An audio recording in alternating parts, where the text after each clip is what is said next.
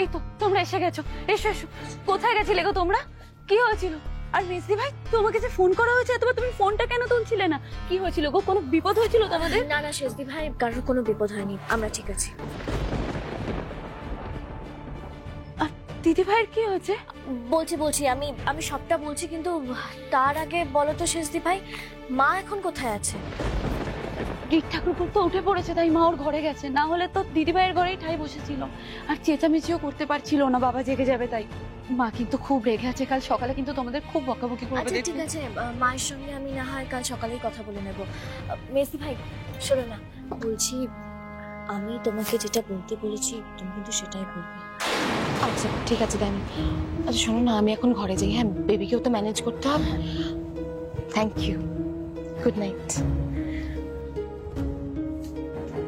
যা বাবা, মেজদি ভাইয়ের আবার কি হলো? কেমন যেন একটা আলাদা আলাদা দেখাচ্ছে। ডায়মন্ড, মেজদি ভাইয়ের কি হয়েছে গো? একটু ধৈর্য ধরো শেষদি ভাই, আমি কাল সকালে সবটা বলবো। শুধু এটুকু জেনে রাখো, আমাদের কারোর আর কোনো ভয় নেই। ওই দীপ্ত সে পুলিশের হাতে ধরা পড়ে গেছে।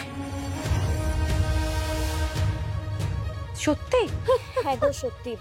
যাই হোক, আমি বাকিটা কাল সকালে বলছি। দিদি ভাই তুমি চলো চলো চলো।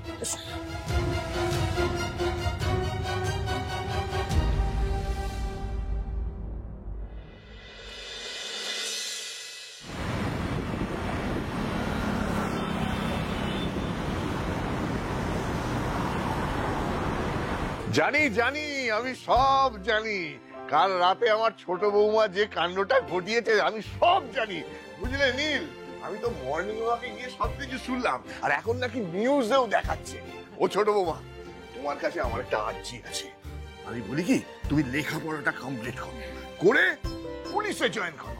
হ্যাঁ ছোট বৌমা, আমি চাই তুমিও পুলিশ হও। সেই সাহস তোমার আছে? সাহস তো সব মেয়েদের মধ্যেই থাকে বাবা, শুধু সেই সাহসকে খুঁজে বের করে নিতে হয়। আর আপনি জানেন তো, আমাদের মেজদি ভাই কিন্তু কালকে অনেক সাহস দেখিয়েছে। সেটাও আমি জানি, কারণ পুরো ভিডিওটা তো মেজ বৌমা করেছিল।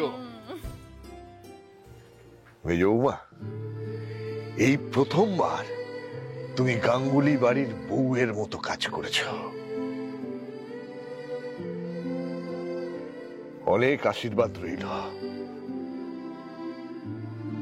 ওটা করবো আমি জানি, মেজ বৌমা খুব সাহসী। বাবা, যে ইঁদুর ধরতে পারে সে টেরারিস্টও ধরতে পারবে। এই দেবপ্রিয়া, তুমি আমাকে ডাকলে না কেন বলো তো? আমিও তাহলে তোমার সাথে যেতাম। তখন বাড়ির সবাই আমাকেও বলতো যে আমার খুব সাহস। তোর ভাল লাগে না আমাকে? তুমি একটু ডাকতে পারতে। ও মানে তোমাকে ডাকলেই বুঝি তুমি ঘুম থেকে উঠে পড়তে? না মানে আমি তো জানি তুমি ভূমিকম্প হয়ে গেলে, সুনামি হয়ে গেলে তাও ঘুম তোমার ভাঙে না। এই শোনো শোনো, একদম বাজে কথা বলবে না। আমি রোজ সকালে অ্যালার্ম শুনেই কিন্তু ঘুম থেকে উঠি। ও ঠিক ঠিক ঠিক ঠিক, একদম ঠিক। মানে 100 বার অ্যালার্ম বাজার পরেও আমাকে গিয়ে ঘুম থেকে তুলতে হয়। ঠিক। মানেটা কি? সবার সামনে আমাকে এইভাবে বলছো? এমনিতেই মা আমাকে সারাক্ষণ কথা শোনায়, এখন এইসব শুনলে আবার কথা শোনাবে। বৌদি কেউ কিচ্ছু বলবে না। দেখো মা তো মন্দিরে গেছে পুজো দিতে, আমরা বলে গেলে কোনো অসুবিধা নেই। তুমি বলো বলো বলো। আমি আবার কি বললাম? এই না মেজ বৌদি, বলছিলাম যে কালকে রাতে তুমি এই যে এত সাহস দেখালে, আমরা তো নিউজে দেখলাম। বাবা বাবা, মেজ বৌদির জায়গায় যদি আমি থাকতাম তাহলে তো আমি ভয়ে মরে যেতাম। কেন ভয় পেতে গেল? তুমি কি ভুলে গেছো তোমার ভাই রিদান গাঙ্গুলি একজন পুলিশ অফিসার? তো ঠিক, কিন্তু বাবা রিদান তো এখন সবকিছু ভুলে গেছে। ও কি করে এখন আমাদের প্রোটেক্ট করবে তুমি বলো? আরে সেটা তো সাময়িক ব্যাপার। আমার দৃঢ় বিশ্বাস খুব শীঘ্রই আমার রিদানের সবকিছু মনে পড়ে যাবে। হ্যাঁ, ও রিদান, তুমি জানো কাল রাতে ওই টেররিস্ট দীপ্ত সেন ধরা পড়েছে। দীপ্ত সেন, যাকে তুমি প্রথমবার পুলিশে ধরিয়ে দিয়েছিলে। তারপরে যে কোনো কারণেই হোক সে পুলিশের ডেরা থেকে পালিয়ে গিয়েছিল বটে, কিন্তু কাল রাতে তোমার যোগ্য স্ত্রী ডায়মন্ড পুলিশে তাকে আবার ধরিয়ে দিয়েছে। মনে পড়েছে?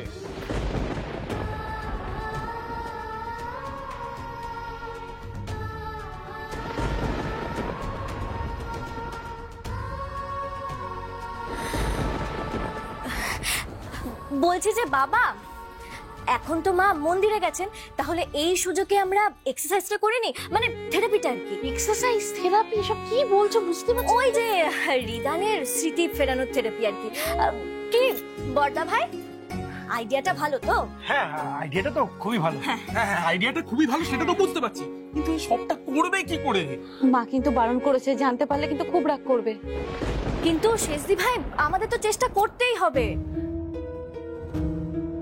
কিন্তু ডায়মন্ড, মা কিন্তু বারবার বলেছে রিদানকে জোর করে কিচ্ছু না মনে করাতে। দেখো ও বিশ্রাম নিলে নিজে থেকেই সব মনে পড়ে যাবে। কিন্তু আমরা মনে না করালে রিদানের তো মনে পড়বেও না। আর তাছাড়া রিদান তো এখন আগের থেকে অনেকটা সুস্থ আছে। এই তো আজ সকালেই তো ডাক্তারবাবু এসে দেখে গেলেন, মাথায় মাথায় ড্রেসিং করে ব্যান্ডেজটা চেঞ্জ করে দিয়ে গেছেন। আর বললেনও তো যে আগের থেকে ক্ষতটা অনেকটা শুকিয়ে গেছে। এখন আমরা রিদানকে মনে করানোর চেষ্টা করতেই পারি। তাহলে এই মনে করানোর কাজটা আমি শুরু করি। হ্যাঁ হ্যাঁ হ্যাঁ। আচ্ছা হ্যাঁ, আচ্ছা রিদান, তুমি যখন খুব ছোট ছিলে তখন সন্ধ্যেবেলায় অফিস থেকে ফিরে আমি কি করতাম বলো?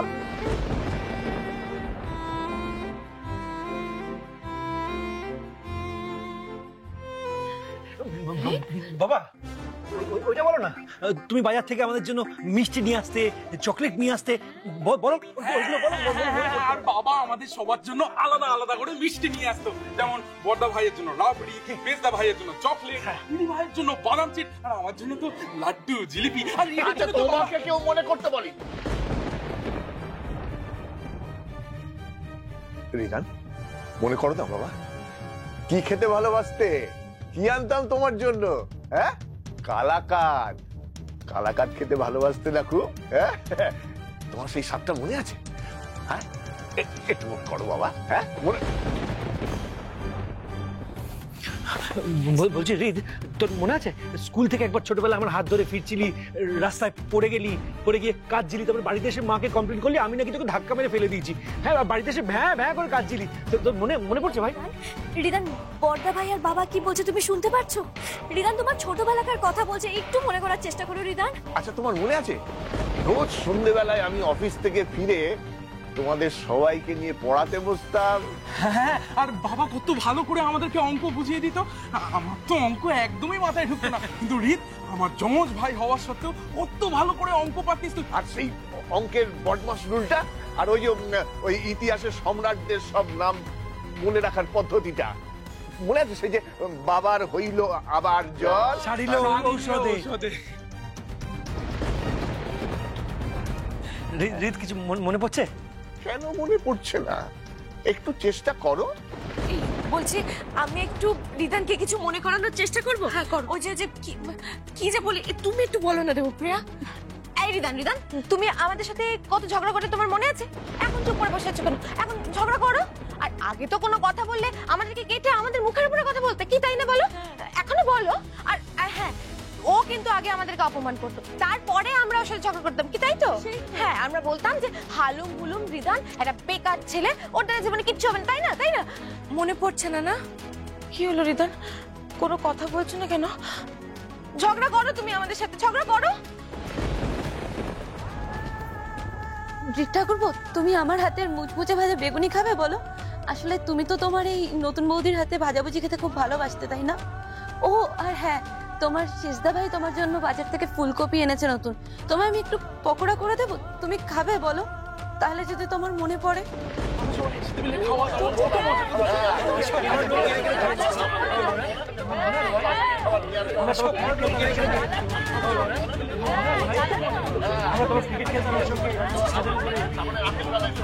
না না না, আমার কিচ্ছু মনে পড়ছে না, কিচ্ছু মনে পড়ছে না। কেন আপনারা জোর করে আমাকে মনে করাচ্ছেন? আমার কিচ্ছু মনে পড়ছে না, কিচ্ছু না, কিচ্ছু মনে পড়ছে না।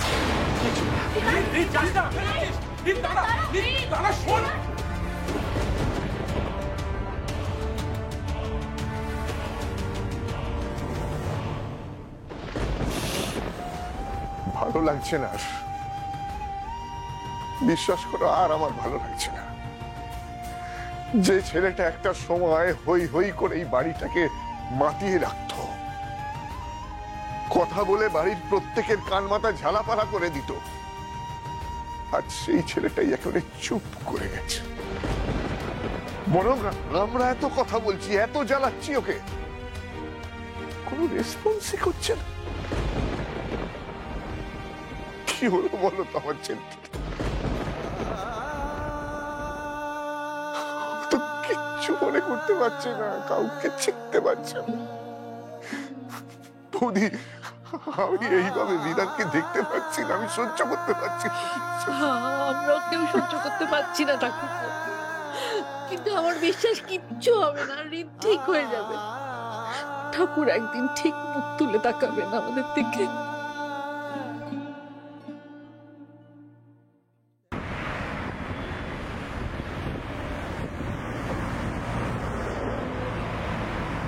পড়ছে না, পড়ছে না, পড়ছে না, না না না, আমার কিচ্ছু মনে পড়ছে না। কেন কেন আমার কিচ্ছু মনে পড়ছে না? আমি কে সেটাই যদি না মনে করতে পারি, তাহলে তাহলে বাড়ি কি করে? না না না না, কি করে, কি করলে আমার সবকিছু মনে পড়বে? কি করলে? আমার চোখ দেখলে।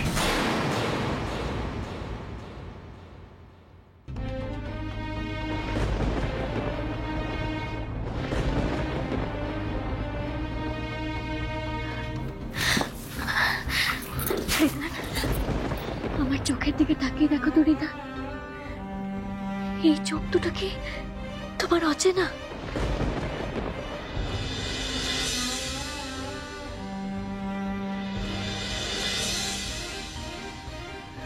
আমাদের বাড়িতে যেদিন প্রথমবার তোমার এই দুটো চোখ দেখেছিলাম, সেদিন আমার চোখে তোমার এই দুটো চোখের ছবি ছাপা হয়ে গেছিল। তারপর থেকে আমি তোমার এই চোখ দুটোই খুঁজতাম রিদান। তুমি হয়ে গেছিলে আমার স্বপ্ন পুরুষ। মনে পড়ে তোমার? মনে পড়ে?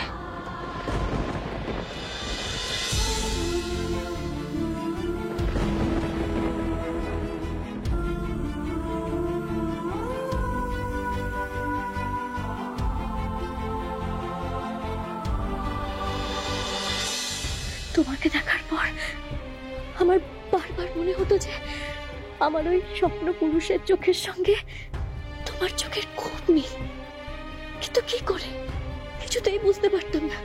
আমার স্বপ্ন পুরুষ, আমার স্বপ্নের রাজকুমার আর ফুড ব্লগার হালুম হুলুম রিদান কি করে একজন মানুষই হতে পারে?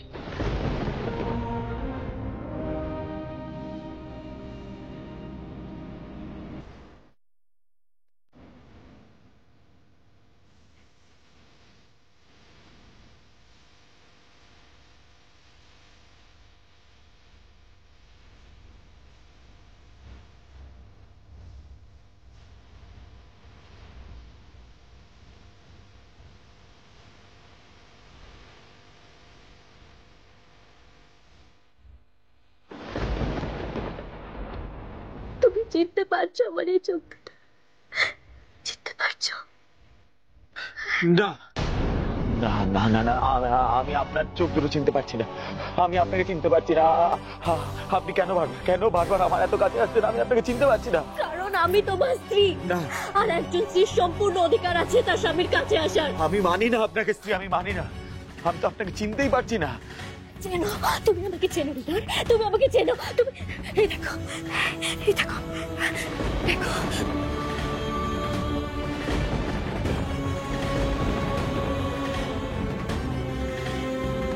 করে রিদান, ভালো করে দেখো।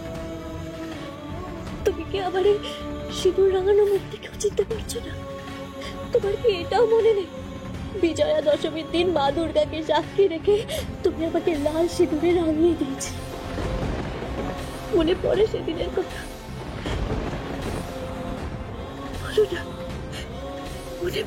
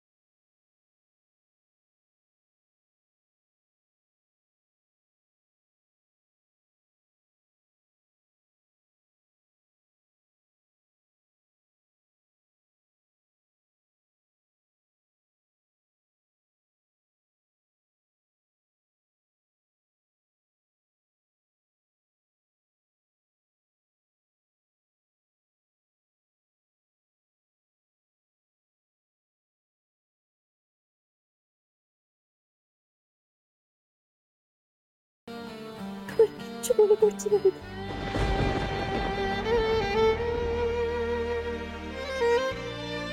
কেন কেন কেন আপনি কিছু বুঝতে পারছেন না? আমার কিচ্ছু মনে পড়ছে না। আপনি কেন আমার কাছে আসছেন বারবার? আমি তো আপনাকে চিনতেই পারছি না। আমি কিচ্ছু মনে করতে পারছি না, কিচ্ছু না।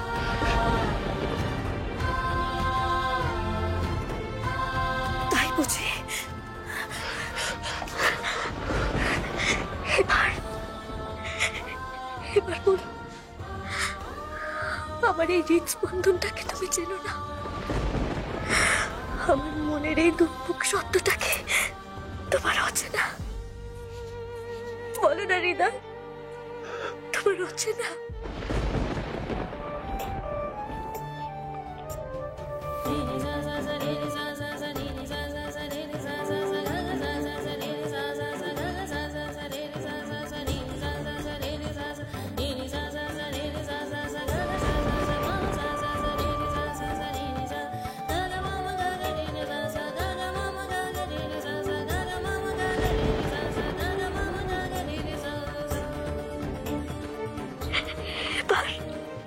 এবার চিনতে পারছো তুমি আমায়? চিনতে পারছো হৃদয়?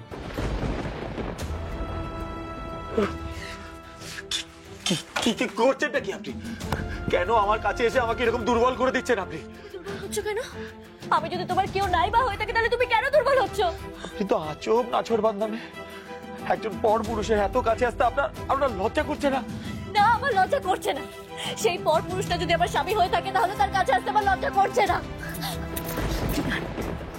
রিদান, তোমার কাছে আসার অনুমতি আমি সেই দিনই পেয়ে গেছিলাম যেদিন যেদিন যেদিন তুমি তোমার এই হাত দিয়ে আমার সিঁথিতে সিঁদুর পরিয়ে দিয়েছো। হরিধান, আমাদের ভালোবাসার কথা তোমার মনে পড়ছে না? তুমি তো আমাকে ভালোবাসো রিদান। আমি আপনাকে কিভাবে বললে আপনি বুঝবেন? আমার সত্যি কিছু মনে পড়ছে না। আমি আপনাকে চিনতে পারছি না। আমি আপনাকে ভালোবাসি না। না রিদান, না না না না, তুমি আমাকে চিনতে পারছো না, আমি সেটা মেনে নিই না। কিন্তু তুমি আমাকে ভালোবাসো না এটা বলো না তুমি রিদান, এটা বলো না। অনেক কষ্টে আমি তোমার ভালোবাসা পেয়েছি। তুমি তো দেবীকে ভালোবাসতে, তুমি যে দেবীকে ভালোবাসতে সেটা ভেবে আমি দিনের পর দিন খুব কষ্ট পেয়ে গেছি হৃদয়।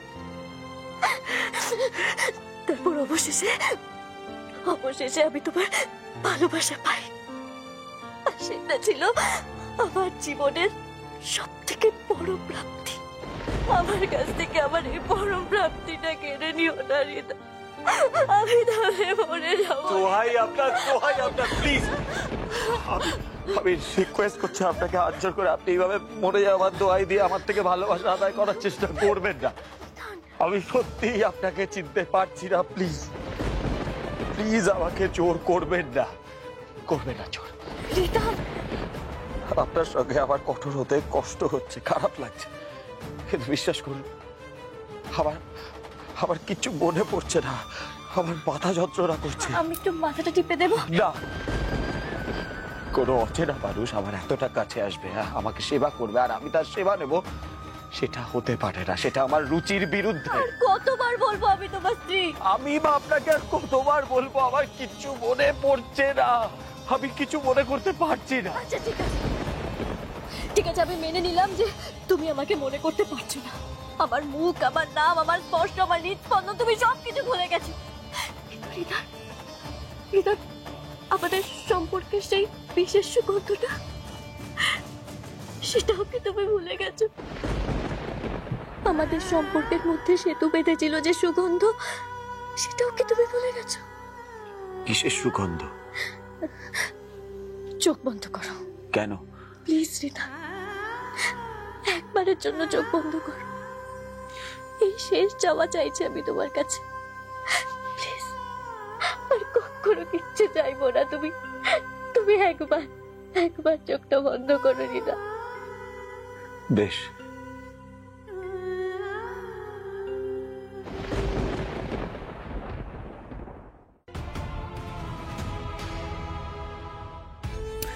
চোখটা কিন্তু খুলবে না।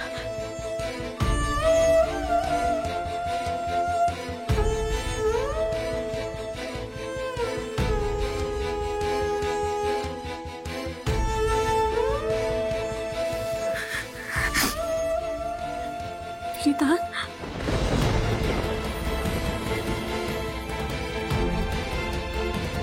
বুক ভরে শ্বাস নাও দেখে। এর মধ্যে সুবাস পাচ্ছ আমাদের ভালোবাসা, আমাদের প্রেমের, আমাদের সম্পর্কে সুবাস পাচ্ছ তো? ছাতিম ফুলের গন্ধ।